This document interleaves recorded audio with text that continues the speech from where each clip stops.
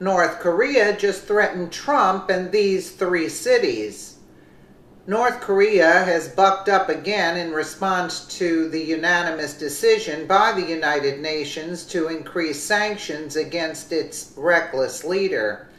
In fact, Kim Jong-un just threatened only the United States, saying that he has no intention to use nuclear weapons against any other country except the U.S. unless it joins military action of the U.S. In fact, he threatened thousand-fold revenge.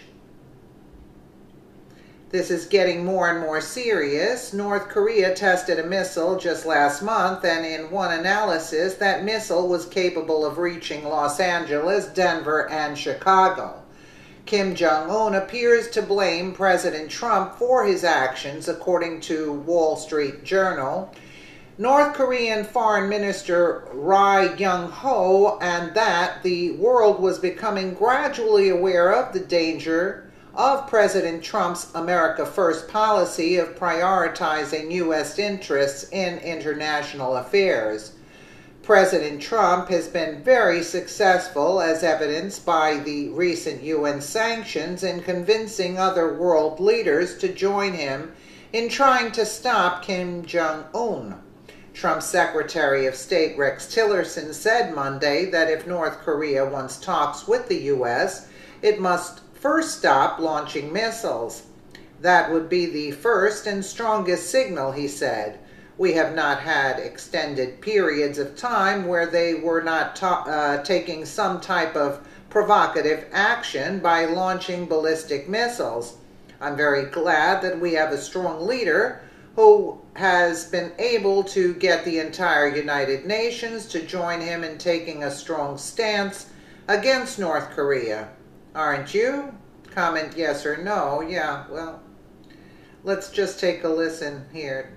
North Korea threatens U.S. over new sanctions.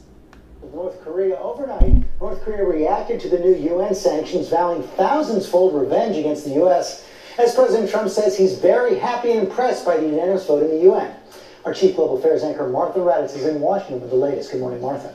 Good morning, George. These sanctions are a big, important step to squeeze the North, to try to change their behavior. But so far, North Korea is just striking right back.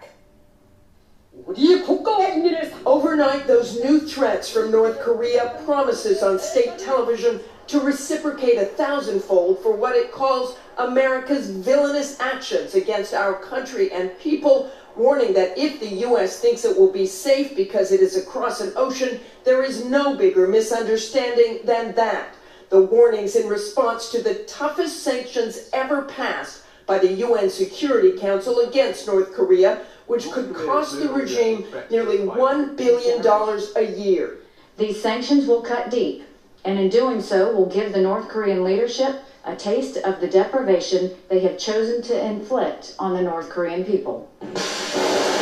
Sanctions in the wake of North Korea's alarming progress in its nuclear and missile programs. Kim Jong-un launching a second intercontinental ballistic missile just 9 days ago, a missile potentially capable of reaching as far as the eastern U.S. It is now Secretary of State Rex Tillerson's mission as he travels across the region to ensure all parties, especially China, adhere to the sanctions in hopes North Korea finally comes around. Well, the best signal that North Korea could give us that they're prepared to talk would be to stop these missile launches.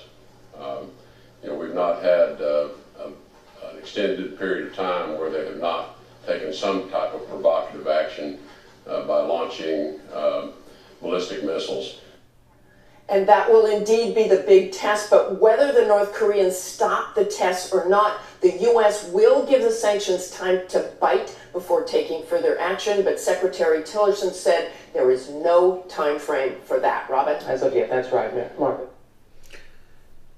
Well, I don't like all this war, and I don't like